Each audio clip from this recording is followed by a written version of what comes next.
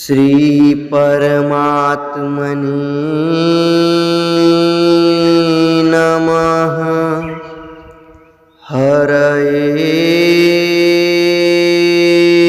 नमः। श्री गुरुचरण कमलेभ्यो नमः।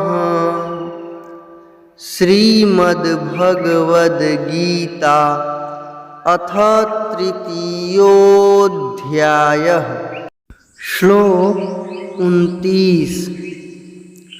प्रकृतेर्गुणसम्मूढाः सज्जन्ते गुणकर्मसु तान् कृत्स्नविदो मन्दान् कृत्स्नविन्न विचालयेत्। प्रकृतेर्गुणसम्मूढाः सज्जन्ते गुणकर्मसु तान् कृत्स्नविदो मन्दान् कृत्स्नविन्न विचालयेत्।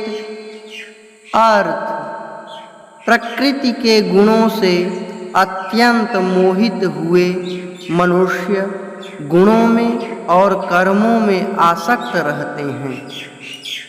उन पूर्णतया न समझने वाले मंद बुद्धि अज्ञानियों को पूर्णतया जानने वाला ज्ञानी विचलित न करे।